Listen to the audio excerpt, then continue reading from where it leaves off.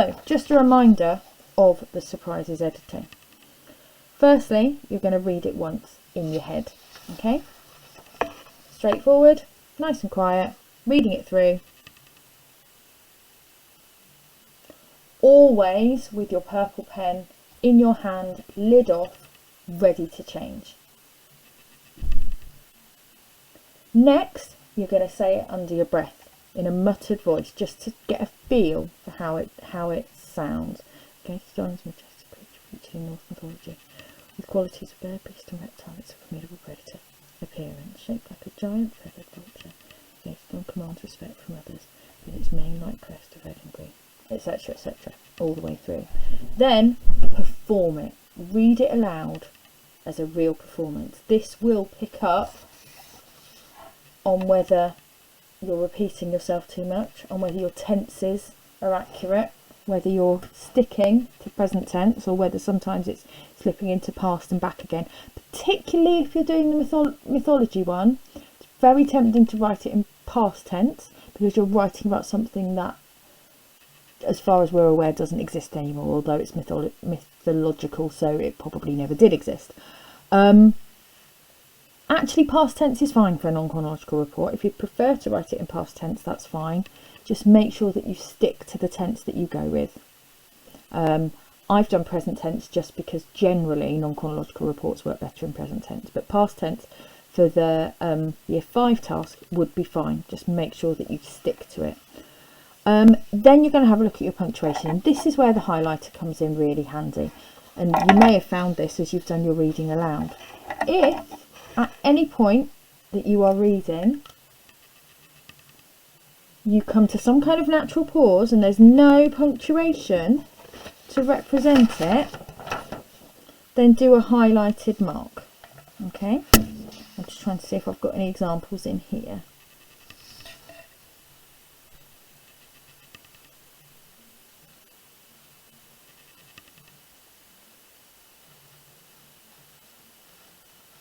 So let's just imagine for a moment that I didn't have that comma there, okay? And I've read this aloud. The Gaetodon uses its talons to stun creatures before ripping them into bite-sized pieces. And I thought, hold on a minute. I paused there, I took a little tiny breath. Something goes there. Don't follow the pause for a comma rule, because it doesn't work. What you then need to do is have a look at it. The Gaetodon uses its talons to stun creatures before ripping them into bite-sized pieces. Right, the Gaetodon uses its talons to stun creatures. That makes sense on its own. What about the bit after it? Before ripping them into bite-sized pieces doesn't make sense on its own. So we need a comma to glue that onto something that makes sense. All right. However, let's imagine that we had missed this full stop here. In fact, you can hardly see it. So let's just highlight that there.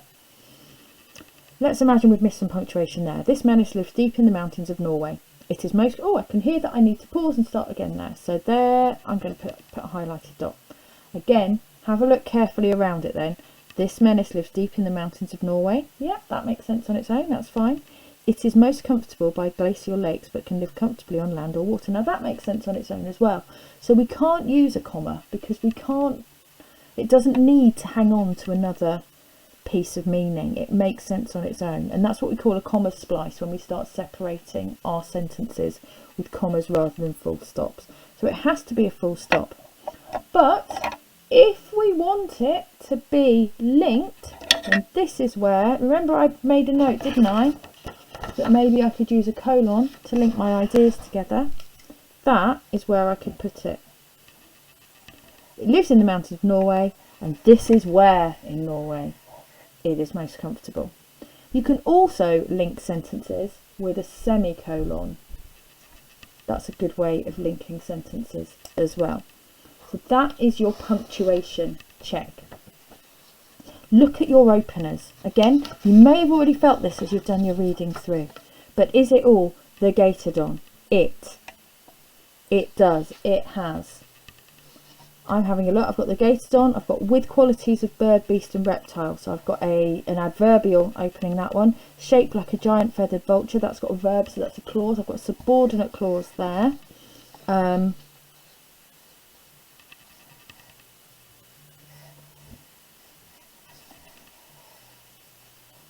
its reptilian alligator head.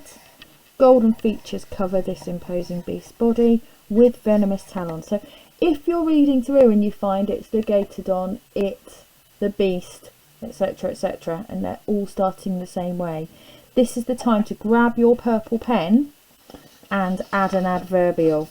So how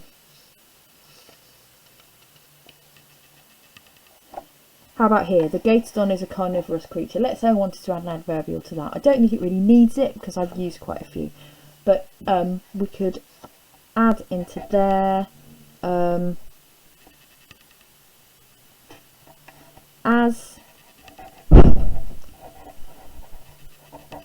as you would expect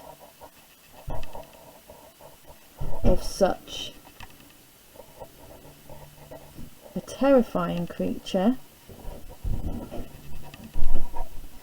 Actually, I've added a clause there instead of an adverbial, but it varies our sentence opening. As you would expect of such a terrifying creature, the Gatodon is a carnivorous creature. In fact, if I wanted to keep it more formal, I might take out the U and say as would be expected. Make it passive voice. As would be expected of such a terrifying creature would be even better. So that's our sentence openers. Vocabulary, go through, have a look at that vocabulary. I've dotted a few things as I've gone through, things that I want to go back to. Some of them I have, some of them I haven't. This menace lives deep in the mountains. I think we can go more formal than that. Lives, inhabits, that doesn't quite work with the deep in the mountains. How about resides?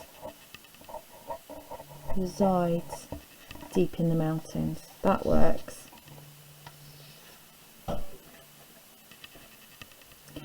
The Gatodon uses its talons to stun creatures.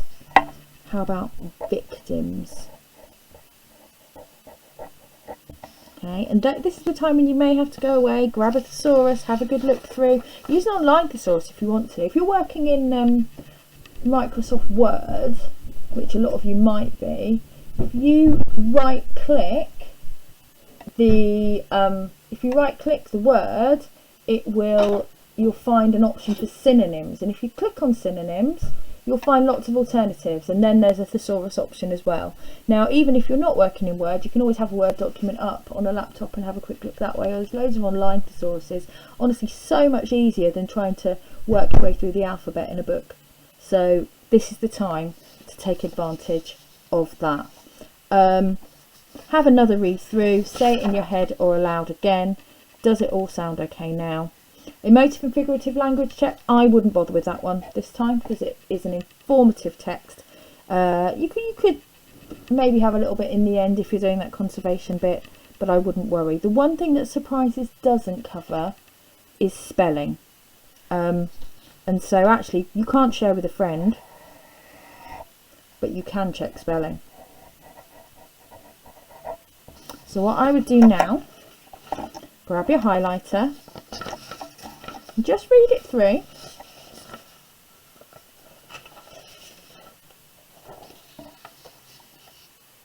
And are there any words that you think might be spelt wrong? So just scan through, you might be reading it under your breath. Keep going through, keep looking. Okay, again, you might have done this with your 3 dots as you were writing. You might have 3 dotted things if you weren't sure about their spelling, and you may spot those as you do this check. Look, I've 3 dotted existence. I'm not sure, but I've spelled existence right. Is it A-N-C-E or is it E-N-C-E? So I'm just going to look it up. Oh, I've got a visitor here. Say hello, Rory. Gone shy. Yep, sure enough, it's existence. I thought so. Existence. So it's a good job I checked that one. Keep looking through, keep looking through. Oh, confronted isn't very clear there, is it? Can you leave that alone, please? I'm trying to do this. Oh, I want to go with you. In a minute. So keep looking through. Keep trying to spot anything. If you think something's spelt wrong, highlight it. Keep going, keep going, keep going, keep going. And then at the end, you can go back and you can grab a dictionary or a thesaurus and you can check it really carefully, or you can ask someone at home and they can check it for you. So hopefully now you've got a piece that is ready to publish. You might have typed it up, in which case you've got a you may feel like you've got a ready published piece. You may be wanting to handwrite your final piece, and that's absolutely fine.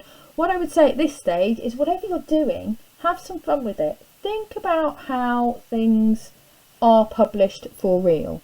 So I've just grabbed a couple of books from my children's shelves.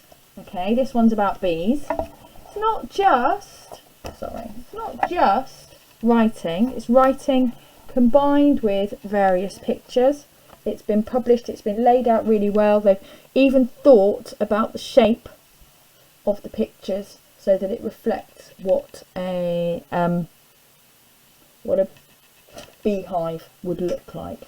So think about how you lay it out. You could make a leaflet, you could do it as a big double page spread on a piece of A3 with a lovely picture in the middle and information surrounding it. I'm afraid most of our books in our house are about dinosaurs, aren't they, Rory? Yeah. So Dinosaurs. yeah, I mean, this features a lot of pictures. You probably don't want that many pictures, but you can make it beautifully bright and colourful. You can print pictures off if you want to. You can create your own. Dinosaur book. Sorry, Rory, I've stolen your dinosaur book here. What? So you can have like your fact sections and your do you know sections, all in different places. Okay, that's another dinosaur one. You could even, if you're feeling really adventurous, this one is a lift the flap book. So you could have your subheadings or your questions, and then the answers under a flap if you wanted to. So at the publishing stage, be as creative as you want. If you've had enough and you're not a particularly creative person, then, you know, I'm most interested in the writing. As long as it's neat and well organised, absolutely fine.